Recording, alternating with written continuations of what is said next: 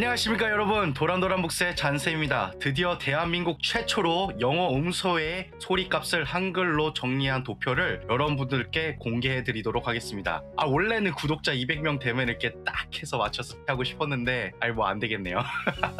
우선 음소에 대한 것들을 우리가 조금 이해해야 될 게 있는데요. 저 정말 국어 선생님이랑 대화하면서 너무 놀랐잖아요. 우리나라에서는 음소의 표기의 공부보다는 음운으로 공부하는 게 맞대요. 그래서 가만히 생각해봤거든요. 그랬더니 모든 글씨가 다 음운인 거예요. 그러니까 음소를 이해할 수 있는 방법이 진짜 몇 없는 거예요. 그러니까 당연히 퍼님에 대해서 얘기해도 이거 뭐 어떻게 알아, 이렇게밖에 될 수가 없더라고요. 근데 외국은 포님을 알아야 되는 이유는 바로 음소에서 음운이 될 때 소리가 바뀌게 돼요. 글자의 소리가. 그러니까 음소를 모르면은 결국에도 음운의 소리도 바뀌어버리니까 이게 헷갈리게 되는 거예요. 그러니까 읽을 때는 분명히 안데, 분명히 쓸 때는 내가 아로 썼는데 읽을 때는 에라는 소리로 읽게 되고 어라는 소리도 읽게 되고 매우 불규칙성을 가지게 돼요. 근데 한글은 음소를 읽으면은 기역, 니은, 디귿, 리을 의미가 안 되잖아요. 그냥 자음에서 모음을 붙여도 가, 나, 다, 라, 가버려, 가만 해도 의미가 되는 거야. 이거 글자의 뜻이 참, 저 한글 이렇게까지 정말 공부할 줄 몰랐는데, 제가 만약에 한국에 살아서 한글을 공부했다면 이런 걸 알고 조금 더 설명을 더 해드렸을 텐데, 이러한 설명들이 없었기 때문에 아무리 내가 설명을 해도 의미가 없었겠다라는 것이 많이 들더라고요. 그래서 오늘은 영어에 대한 음소의 관계를 좀 설명하고, 음운과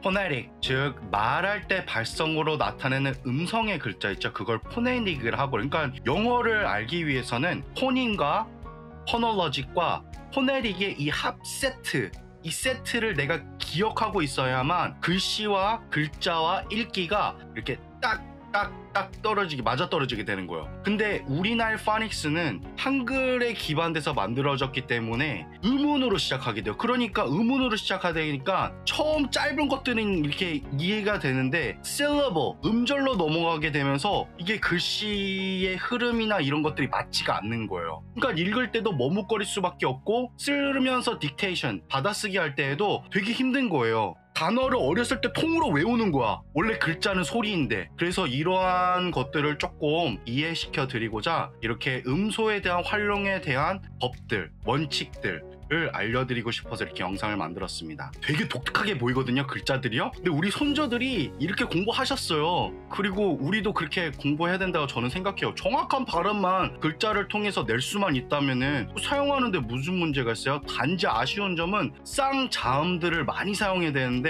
그게 많이 없어졌대요. 하지만 될 수 있을수록 낼 수 있는 소리를 다 한번 붙여서 어떠한 한글의 소리값 같이 이어지는지 같이 한번 알아보도록 하겠습니다. 음소를 설명하기 위해서는 우리 선조들이 알고 있는 음소, 즉 가장 최소 단위의 글자의 소리가 어떻게 정리되었는지를 조금 알아야 될 필요성이 있어요. 왜냐하면은 이걸로 통해서 우리가 음소로 기억하게 되고, 이 음소로 알파벳 노래를 부르면서 영어의 글자의 소리를 공부하다 보니까 자꾸 음소랑 알파벳 글자에 대한 소리를 헷갈려 하시는 것 같아요. 선조들이 정의한 이 음소값들은요, 보시는 바와 같이 그냥 글자의 소리이지 영어 글자의 음소, 글자의 소리랑은 관련이 아예 없는 건 아니지만 효과는 한 40%, 50% 정도밖에 되는 것 같진 않아요. 그래서 한번 같이 읽어볼게요.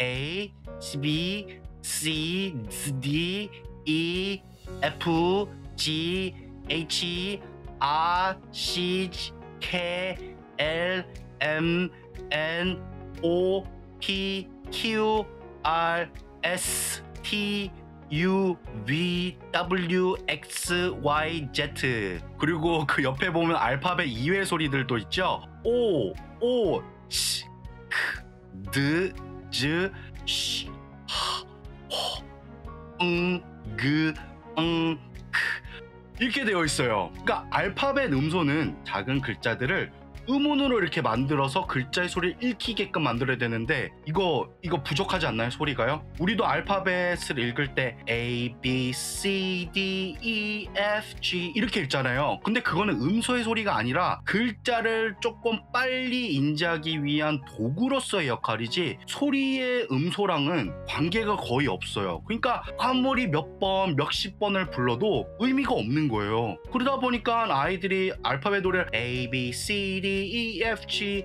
HIJKLMNOP 이렇게 노래 부르잖아요. 근데 그게 인식이 되니까 음소로서 인식이 되는 거예요. 그래서 글을 보면서 그렇게 읽으려니까 글이 그렇게 안 읽혀지는 거야. 그러니까 엄마들도 신기하다, 왜 이러지? 분명히 우리 아이 알파벳 다 뗐는데. 여러분, 제가 이 시간에 소개해드릴 영어 글자의 음소를 소개해드릴게요. 이 글자의 소리를 정확하게 알고 있어야 글을 읽을 수 있어요. 말을 할 수도 있고 읽을 수도 있고. 그렇다면은 이 51개의 소리값은 어떻게 정의가 될까요? 그럼 같이 알아보도록 해볼까요? 그래서 이렇게 준비했습니다. 제가 20년 동안 연구한 소리들이에요. 확실히 글을 써서 글에 대한 인식을 확실히 갖고 글을 읽으니까 확실히 읽는 게 편하고, 그리고 어떤 어려운 글이 있어도 유사하게 읽을 수 있는 글들이 점점 많아지게 돼요. 우리가 모음에는 3가지 소리가 있는데 여기에서 정의될 때는 알파벳 이외의 소리, 예를 들어서 이중자음, 이중모음 이런 것들, 장모음, 단모음 뭐 이런 것들 있죠. 말이 좀 어렵긴 한데 어쨌든 짧은 모음, 긴 모음 이럴 때에는 알파벳 이외의 소리값으로 정의가 된다. 51개에 대한 소리값들을 제가 천천히 한번 읽어볼게요.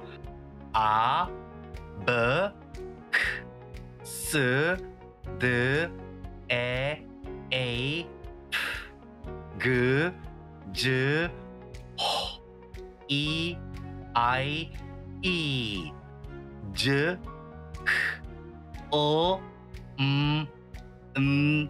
아, 쿠, 크, or, 스, 즈, 어, 우, 크스, 이, 아이, 이, 즈. 알파벳 이외의 소리값 쉬, 이, 오,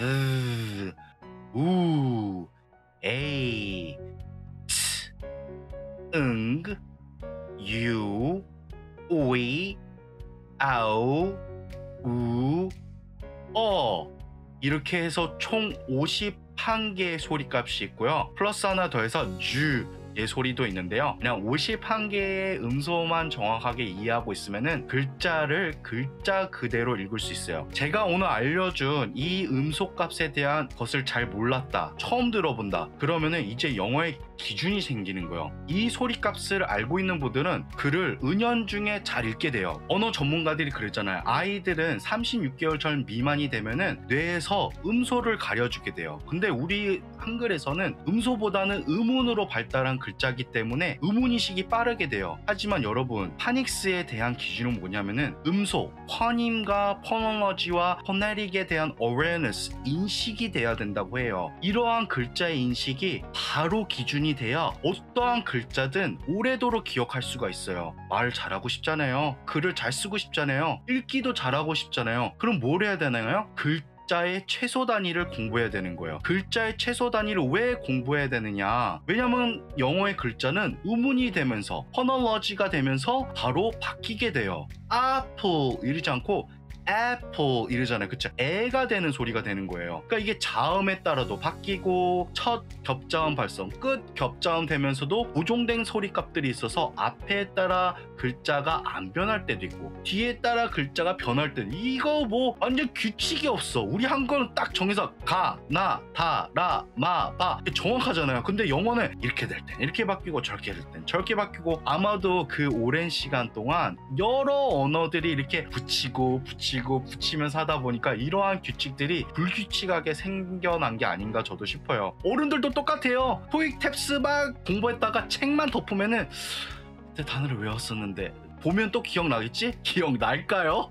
거의 처음 공부하는 수준으로 단어 다시 공부해야 될걸요? 스파르타식으로? 그러니까 이게 왜 원초적인 문제야? 글자의 음소를 전혀 구별해서 읽지를 못했기 때문에 이런 현상이 나타난다고 저는 생각이 들어요. 여러분, 이제 우리는 음소를 알아야 영어를 읽을 수 있어요. 그것도 책에 여러 기록이 있는 거 아세요? 논문에 포님을 알아야 된다, 퍼널러지를 알아야 된다 라고 쓰여지기만 있지, 대체적으로 보면은 그런 교재와 책이 없다 보니까 그냥 논문에 실려지게 되고 적용이 안 되는 것 같아요. 제가 봤을 땐 그래요. 우리나라에서의 한글을 배울 때는 음소인식이 그렇게 중요하지 않다. 그러니까 당연히 오해할 수밖에 없는 거죠. 아, 이렇게까지 배워야 되는 거. 예, 맞아요. 그럴 수 있어요. 충분히 그럴 수 있어요. 근데 영어는 소리가 바뀌니까 음소의 단위까지 알아야 글을 읽을 수가 있는 거예요. 음소로 통해서 영어에 대한 자신감이 붙고 요즘 애들 문해력, 난독증 많이 심하지 않아요? 여러분, 글과 글자는 글을 쓰고 소근육이 발달되고 뇌에 인지되고 그거를 읽음으로써 글자를 터득하게 인간은